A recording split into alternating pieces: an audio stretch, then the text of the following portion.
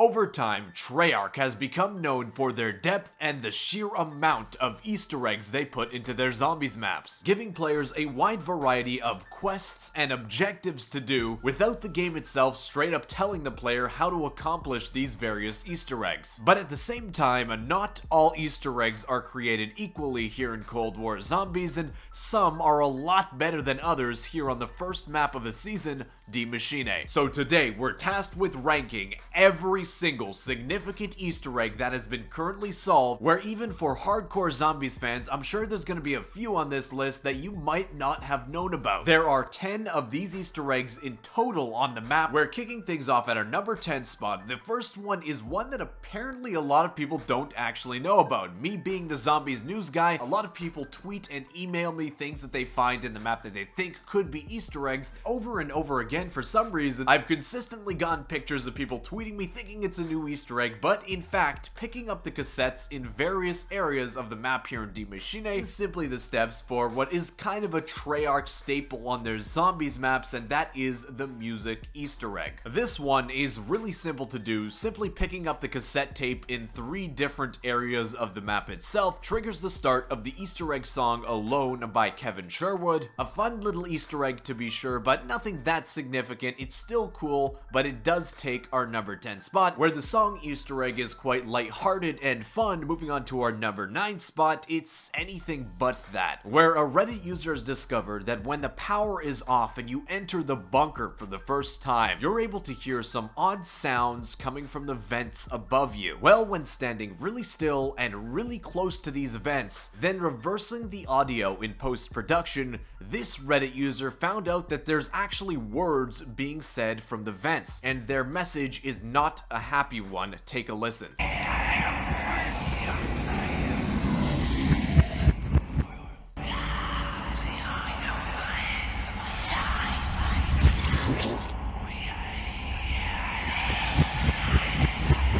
Now, I've seen 2 major theories about who could be saying these words through the vents. The first is that it could simply be the Megatons, that it could be Orlov from the main Easter egg. But the second, a more interesting one of the 2, is that the voices speaking to us are actually Victis, somehow communicating through us through the dark ether, where they're trying to tell us, quote, "We are here," and that, quote, "he lied" could be referring to either Nikolai or Richtofen, who led them on a quest that trapped them in the dark ether at the end of the Tag der Toten Easter egg in Black Ops 4. It is an awesome and spooky Easter egg. It's one that you can really only figure out by recording your gameplay and then editing it into post-production. For that reason, it takes our number 9 spot. One of the latest Easter eggs on the map to be solved here in Die Maschine is known as the Giant Hand Easter egg. You get this to activate by using a papped weapon on the 4 buttons here down this hallway in the Speed Cola room while in the dark ether. You hit those 4 buttons, a green light will trigger from a door near the entrance, you shoot that button, and a giant hand will spring out of the door, grasping at nothing for a few seconds until retreating back inside the door from whence it came. Well, it turns out this is actually part of an Easter egg, wherein this giant hand, when activated, is actually able to take down zombies, and you take down 15 zombies using this giant hand, results in your weapon automatically being upgraded to the legendary tier, the highest tier a regular weapon can go, which does a lot for increasing the damage of your weapon. But this Easter egg, while cool and while useful, does have a lot of drawbacks to it, wherein only a few zombies will spawn down this hallway at a time, and the giant hand does have like a 30 to 40 second cooldown between when you can use it. The Easter egg does have to be done when you're in the dark ether, so there's a limited time aspect to that, and of course the whole time you're trying to fight off the zombies that are spawning like crazy inside that Speed Cola room, which makes it extremely difficult to get shots off at that button to trigger the giant hand, meaning it's really hard to do solo. If you have a team that's watching your back throughout this Easter egg, it might be a little bit more reasonable, but you're gonna have a tough time completing this Easter egg without going down solo, and even if you do complete it, it's gonna take quite a long time to actually get the 15 kills required by this hand to finish it. But continuing on to our number 7 spot is a really cool Easter egg that actually rewards us with something outside of the game itself. This is another one of those Easter eggs that was only recently found because Treyarch actually had it glitched when the game came out and only recently fixed it to make it available for all players to complete. And that is the extra spectral reflections that will spawn around the map at various points in the Easter egg. Going near these spectral reflections and activating their anomalies gives us some backstory about various points in the Easter egg, including explaining how this guy got trapped behind the powered door with the wonder weapon on the map. Being able to access all of the spectral reflections will grant you access to this exclusive calling card for you to use in game. So while the process of the Easter egg may kind of be a little bit boring, just listening to dialogue does give us a lot of information and rewards you with something outside the game, but it might not even come close to the experience and trolling potential of our number 6 spot, that being the jump scare Easter egg on Die Maschine. So sometimes when rolling the mystery box, you have a random chance to get a ray gun from the box, and then there's an actual chance for you to actually be jump scared from the mystery box. But there is a guaranteed way to actually activate the jump scare on this map, and you do it by shooting 5 floating zombies that appear outside of the map while in the dark ether. They appear one at a time in 5 different locations, with some of them located quite a ways outside of the map and kind of hard to see, so you might want to either really get close to your TV or screen and or use some kind of scope on your weapon in order to hit them. But when you get all 5 and head down over to the pond area of the map, you'll notice that there is another floating zombie above the M16 spawn. From here, the game actually gives you 2 options. You can either choose the in-game reward or the experience award. So in order to get the in-game reward, all you have to do from this point is simply shoot the zombie. That will reward you with a random score streak for you to use, which can be pretty beneficial. But in the experience option, if you run under or run close to this floating zombie, he will disappear from above you and will automatically trigger the jump scare Easter egg for the person that ran close to him. So next time in your game, trigger this Easter egg, get that floating zombie and lure your buddy to the pond. Then just sit back, relax, and wait for their inevitable reaction. At our number 5 spot, after round 40, when you head into the dark ether, you might notice that your screen is going to be shaking every few seconds. And if you look in the distance, way outside of the map over by the pond area, you'll see amongst the trees a giant monster parading through the forest.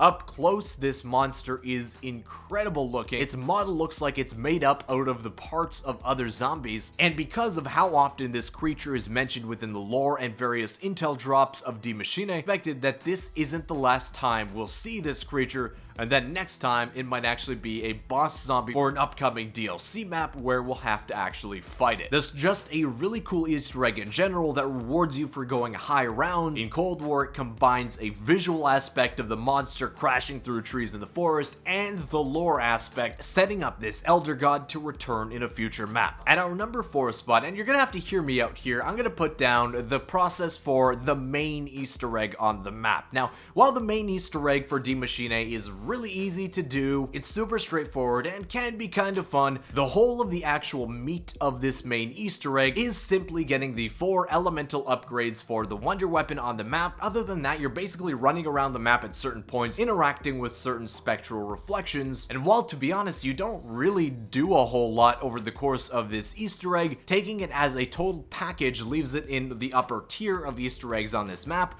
but especially compared to some of the prior main Easter eggs of other maps, it doesn't even come close to the complexity and interest and interactivity that some of those Easter eggs provide, which is mostly what I'm stacking it up against, not really the other side Easter eggs of the map, because that really wouldn't be fair. I'm looking at more of a general overall picture here, and that's why it takes our number 4 spot. Because coming in at our number 3 spot is another one of those lesser known Easter eggs on this map, wherein all you need to complete it is have the power and pack-a-punch on and having dead wire on your weapon. Your weapon doesn't even need to be pack-a-punched. All you gotta do is make sure to shoot the radio dishes atop 3 towers around the map. You gotta make them face nach der Untoten. You'll know they're in the right position when you see a small dead wire spark at the top of those radio towers. Once you shoot all 3, a giant beam of blue electricity fires from those radio towers towards an antenna at nach der Untoten,